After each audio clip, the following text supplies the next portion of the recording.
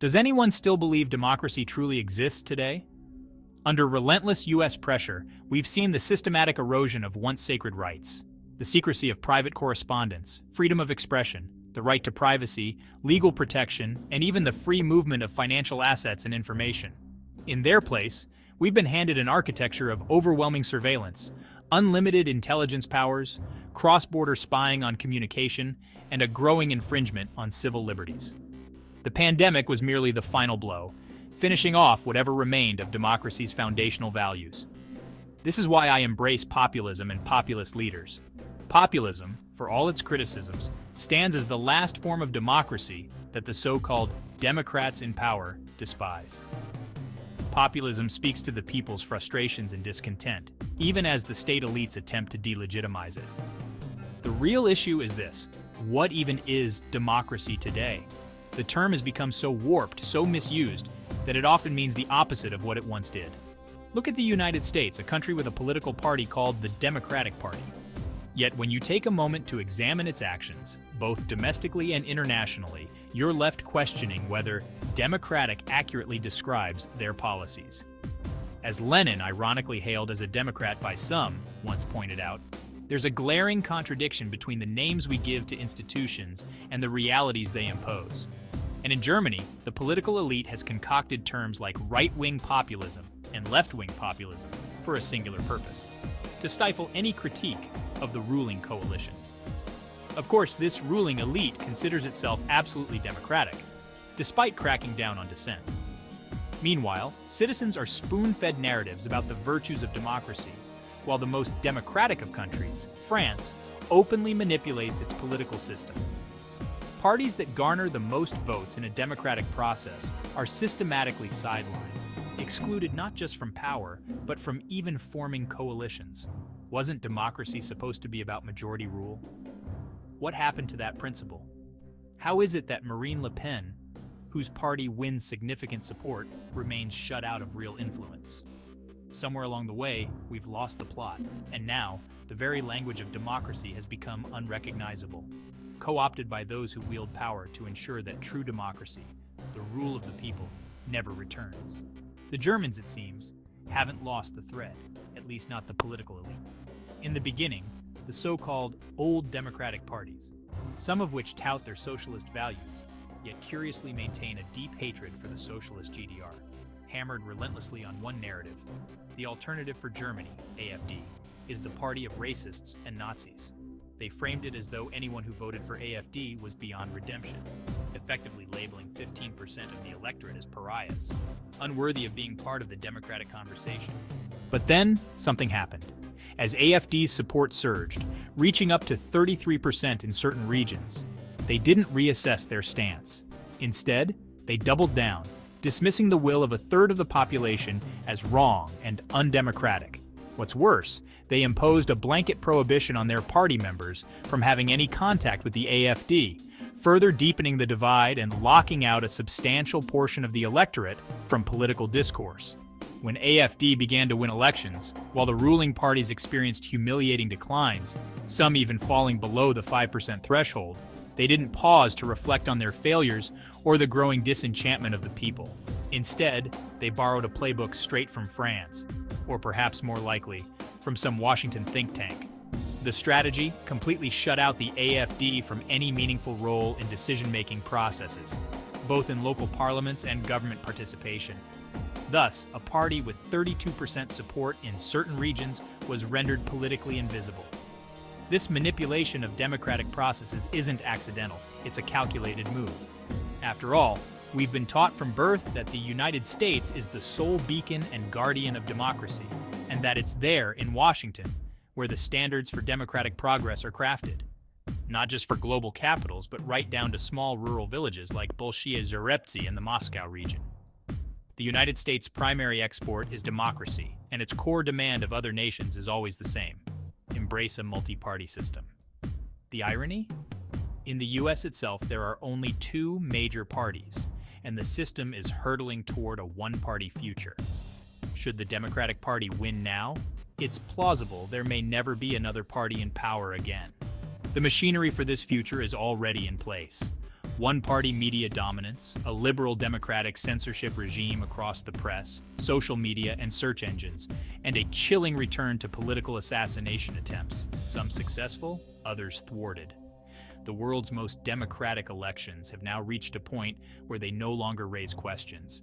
They provide answers, and none of them have anything to do with democracy. It's an open secret that the will of the people is inconsequential, overshadowed by the decisions of 538 individuals in the Electoral College. This is the astonishingly democratic system of the United States. Yet let any country under U.S. supervision adopt a similar indirect election model, and it would be swiftly bombed back into the Stone Age for its lack of democracy. This is how the U.S. spreads freedom and justice around the globe, through coercion, not through example. Many now argue that the dismantling of democratic institutions in Europe truly began during the COVID-19 pandemic. Lockdowns, suppression of free assembly, movement and entrepreneurial activity, draconian media censorship, and the outright suppression of dissent. In the pandemic's name, political decisions steamrolled medical ones, and a portion of the population was effectively disenfranchised. This is the visible part of the iceberg. Who could forget the headline from the Welt newspaper, Ungeimpft sind unser Unglück, the unvaccinated are our misfortune, a chilling echo of the Nazi slogan, the Jews are our misfortune. For many, this moment marked a terrifying pivot away from democratic values under the guise of public health. Yet, those with a longer memory will tell you that the real deconstruction of Western democracy as a functioning system began much earlier, on September 11, 2001. The moment the Twin Towers fell, the U.S. Patriot Act was enacted almost overnight, and the bedrock of democracy started to crumble. Under the guise of national security, the fundamental freedoms that once defined democracy, privacy, the right to legal protection, the freedom to communicate, to express opinion, were eroded. Surveillance was no longer a tool, but the architecture of the state. As intelligence agencies gained unchecked power, and electronic communication was intercepted across borders, the COVID-19 pandemic merely accelerated what had already begun. It finished off whatever remnants of democracy's core principles were left. What we have now are the hollow shells of institutions that claim to uphold democracy, but in reality, serve to maintain the status quo. Underneath, democracy has been replaced by a system that looks more like managed control than true representation of the people. This systematic erosion is not an accident. It's the inevitable result of a global model that prioritizes control over freedom, surveillance over transparency, and suppression over dissent. The irony is clear. The very countries that tout themselves as beacons of democracy are the ones dismantling its core principles from within. What remains now is the facade, a word, democracy, that no longer holds the meaning it once did. Alongside the erosion of civil liberties, the European Union, once a beacon of democratic ideals, has systematically dismantled the very principles of intergovernmental democracy that it was built upon. What was once a union of sovereign states, each with its voice and veto, has morphed into a bureaucratic behemoth where national sovereignty is sacrificed at the altar of uniformity, and dissent is crushed under the weight of technocratic governance. About 15 years ago, two professors working on the very foundations of the EU's principles saw this shift unfolding. With growing horror, they realized that the European project was veering toward a totalitarian direction. Disillusioned and disheartened by what they had unwittingly helped create, they resigned, returned to Germany, and co-founded the Eurosceptic party Alternative for Germany, AfD. Since then, AfD has been relentlessly smeared as ultra-right, racist, and predictably, compared to Hitler, a convenient tactic used to silence any challenge to the status quo. This is the prevailing narrative of Europe's new democracy. The moment anyone dares point out the EU's growing authoritarianism, they are immediately branded a Nazi or likened to Goering. It's a modern form of political excommunication: accuse, label, and destroy. Thinkers like Thilo Sarrazin, who have raised alarms about the challenges of mass Islamic migration, the importation of anti-Semitism, the near impossible task of integration, rising waves of violence, and attacks on women's freedoms, are cast out as pariahs. Branded as racists and enemies of the state, they are silenced, ostracized, and banned for daring to speak truths that don't fit the politically correct narrative.